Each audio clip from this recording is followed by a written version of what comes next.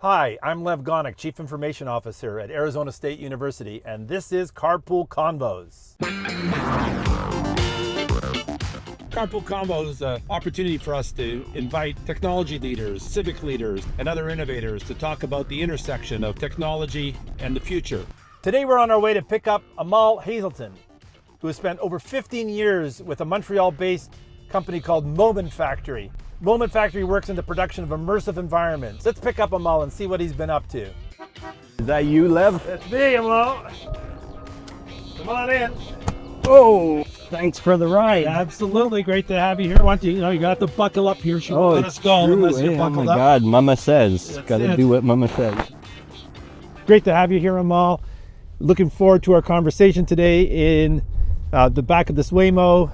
This is our series, of course, Carpool Convos. What is Moment Factory and what do you do at Moment Factory? What is Moment Factory? So, Moment Factory is a pretty unique multimedia experiential design and production firm. Okay. We've been involved in many of the more recognizable projects that you would know Like what? as digital infrastructure. So, projects like the Sphere in Vegas, absolutely, which is literally a building that's built with light. Right. It's a brick and mortar, but it is clad on the outside and on the inside completely with visual and audio technologies that allow a building to communicate experiences into the public realm in a way that has never been done before. Now, 93% of our business is in using those same technologies from the stage and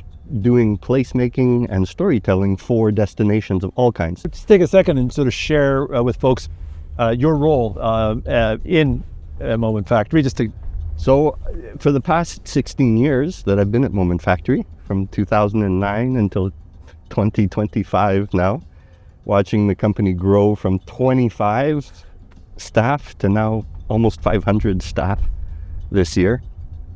I've really been responsible for the evolution of our, what we called originally permanent projects. So we had live with the stage, etc., and brand experiences and events. We still do a lot of those, but was what we called permanent projects. So in a funny kind of way, Moment Factory is anything but a factory, because once you've dealt with Moment Factory once, you've dealt with the factory once, and you're going to get a one-of-a-kind experience. That's right. So these are tailored to the identity, the spirit of place of the destinations that we are thrilled to collaborate with. So you mentioned Sphere. What are some of the other built facilities that folks will probably have some recognition, whether it's here in the U.S., North America, around the world? Well, if people have gone through airports, for example, people don't understand how important that absolute critical first impression of the gateways that serve our economies.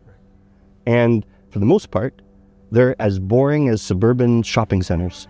You don't know what city you're in, you don't know where you are. Anywhere in America. All it is a generic box to get you from point A to point B. So the first one we did was LAX with the Tom Bradley terminal. That was one of my projects, 2010 to 2013. Yeah.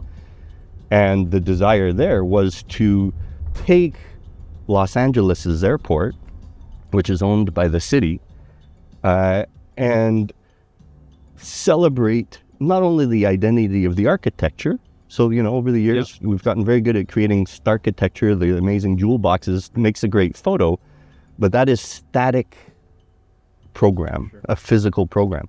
Now, how can we program that environment? How can we create programming inside of that physical program in a way that is constantly telling the story of not only the airport, but the city that it serves, the region that it serves? And with LAX, the mayor's office really wanted this to be the flagship, unmistakably Hollywood's airport. I've just been through Bradley, and it's still to this day, so it's a showcase, and I certainly have traveled with people who are coming to the U.S. for the first time, and there is definitely an aha, and it's not the amenities, it's the overall experience that is really quite, I think, impressive as you walk in and or through the airport. We're here in town today, and I get a chance to chat with you here at Carpool Convos because we're at the 7th annual gathering of event that we call the Smart Region Summit. This year we're working on digital twins and AI, and we've left about 400 of our closest friends back there in downtown Phoenix. Maybe what I can ask you to do is just sort of level set for folks who are watching. There's a lot of talk about things like digital twins and about AI and how they can contribute to the future of the city. Maybe I can just ask you, what is a digital twin, and how does Moment Factory think about the digital twin as part of the journey you take a city or a developer or a community through? Digital twins are fundamental to what we do. Interesting. People think, okay, you're involved in placemaking and in experiential design, shows and things like that.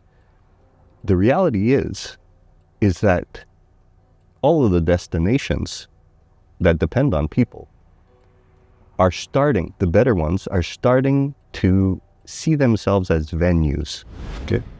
Now, venues have what?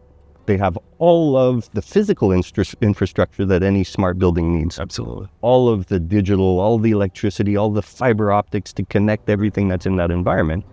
But incredibly importantly, they also have these storytelling layers. All of the video projectors, the LED screens, the stage lighting, the speakers and things like that.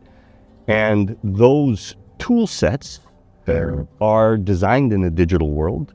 They're programmed in a digital world, and then they actually play back via a digital platform. In olden times, which is like 5 years, 3 years ago, Right. In the good old days, you would build a blueprint, and that blueprint is just a physical representation of all the work that needs to be done. Now in a digital world, we can literally design in that world, not only have those objects be accurately represented in 3D, but how they function, and we can program them and design them in the digital twin. Right. That's where we design. While you're designing in the physical environment, you can literally place real technologies in that space, simulate what they will offer as an experience increasingly realistically. Like this year, in the next year and a half, 2 years, we will be at the point where the simulations, just like video games and things like that, are getting to be hyper realistic. So you're putting on your headset as a client. You're Arizona State University, in fact, and you want to imagine what new layers of experience could be brought into your physical environment. Right. In that context, we start taking a real game engine where we can move all over that 3D environment. You've got your physical structures represented. Right. We can say, if we put projectors here, at night, we would be able to project on this building, and here is the content that you would be able to see. I can imagine that this is a way to unlock great creative energy between you and your client. I can also imagine, and this I want to ask you about, is that it's also incredibly cost effective for your clients. There you go. Lev, you don't have to build it and fix it. Now you can simulate it in the digital twin and keep tweaking it with really modest investment. We reduce the friction of production. Are we that far away from actually being able to take all of the physical spec that is developed in the digital twin and literally saying, at the fabrication facility, build me walls that look like this, build me plumbing that looks like this, all of which was constructed first in the digital twin? So when you look into your crystal ball, yes, where do you see the convergence of the ideas and the creative with the digital tools that are here? Some folks are very nervous about AI taking away from the creative community. What's your take on that? I think AI is accelerating our creativity. Accelerating our creativity and accelerating the power of the tool sets that we all use to design and build and then program. Right? Can you give me an example that might be helpful? Well, we really see this convergence between digital and physical worlds, the phygital and the metaverse even. Imagine if I'm creating your campus experience in a very hyper-realistic 3D model, why not have people be able to access it, like a Fortnite experience? Maybe they're there on site, Maybe they access it through the online portal, and maybe they can onboard into their experience. So before they even come on site to ASU, that they're already building their relationship between me as an individual and your destination. That's the future, that people are being onboarded into a destination experience prior to ever arriving on site, already starting to build their profile. We've been doing this with Universal Studios, for example, around the world.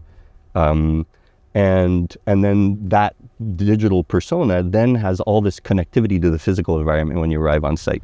Hey, Amahl, listen, we're just about at the end of our ride. Any chance we're going to see you in Phoenix and Arizona anytime in the future?